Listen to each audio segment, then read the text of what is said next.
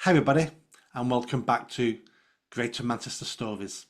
This episode's amazing guest is a lady I've been speaking to now for a couple of weeks called Janine Jones. She's got a story that you wouldn't want to have. You've you've been to someone you think's an expert, and you're now worse off because of that. This is a story that you wouldn't think could happen in the UK anymore. But first of all, welcome Janine to the show. Okay, thanks, Nick. Thanks for having me. How are you? I'm good, thank you. Let's jump straight into it. So, what's your story? Back in 2014, I had a spinal operation due to a fall downstairs. Um, Everything went fine. Everything went right with that one.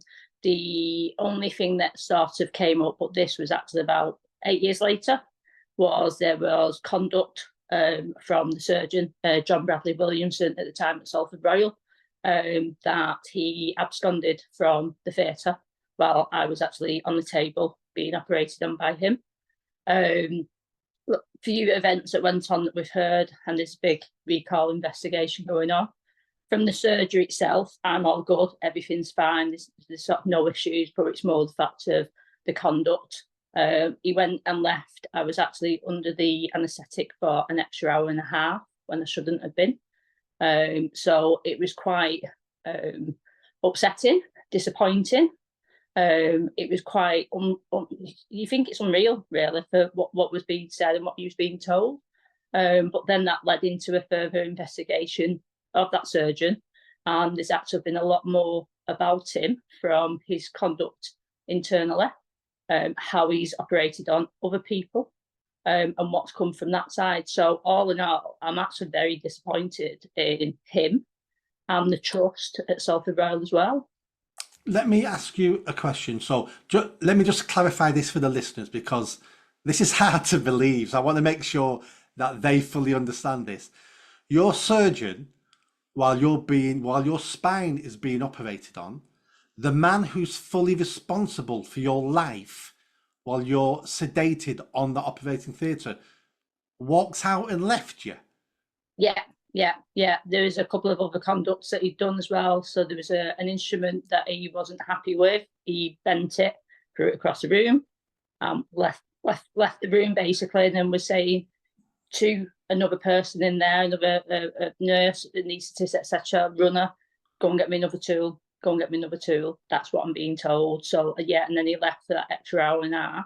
Came back eventually, but Right, he another came back. surgeon. Yeah, he came back after that time, but another surgeon came in to start off where he was, and he came back as well. So yeah, an hour and a half where I shouldn't have been under there, but thankfully a good doctor there, the anaesthetist, obviously kept me where I should be without any issues. So I was told, but obviously there's a lot more that's come to light, which is quite shocking.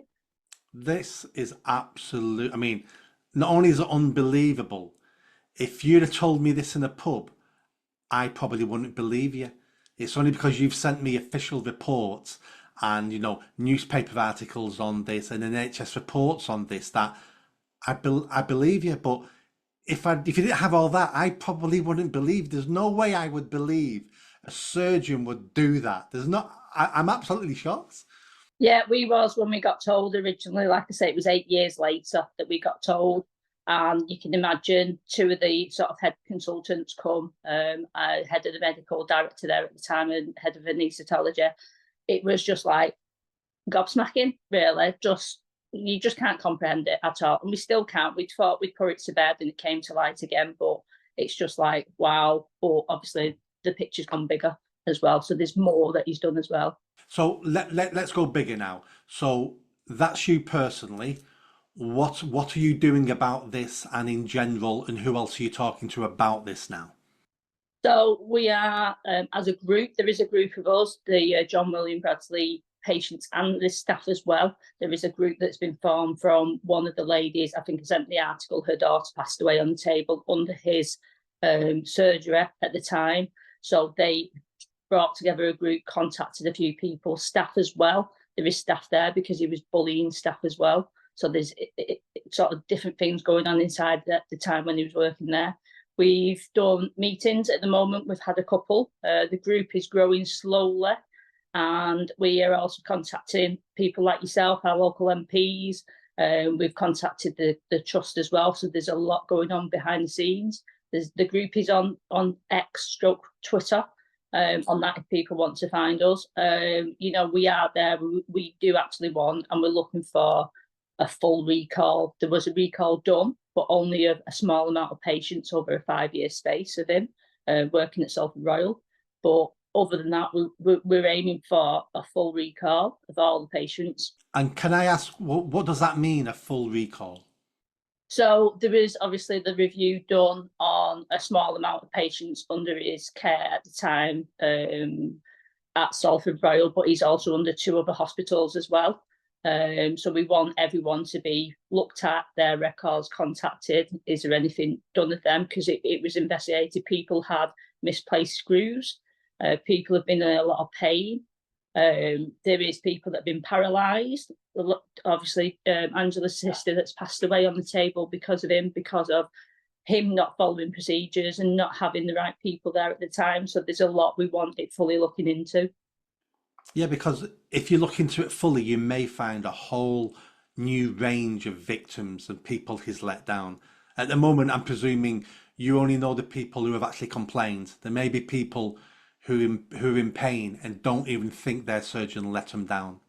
Yeah, most definitely. I think at the time, the original one, there was 21 people looked at, but he had a full 20+ year span as a surgeon, and he's had scoliosis as well. He was the president of the Scoliosis Society as well. So there's within that as well. There may have been issues there. There's been a lot, even just for them small people that I've met at the moment, which has only been about, I think, 20 people that I've met, and that's a couple of staff as well. That the range is massive. It does need looking into. Yeah, absolutely shocking. NHS have been collapsing now for several. It's been on its way down for decades and decades, but we've got to a stage now where we have surgeons like him working in NHS. And I'm not saying all surgeons like this. I'm not saying all NHS staff are bad, because we know they're not.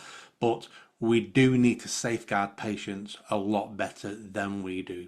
And we need to get away from this godlike status we give surgeons and doctors sometimes, that we can't challenge them and staff can't challenge them, because everybody should be challenged. Everybody needs to be held accountable, especially if we're paying them through our taxes.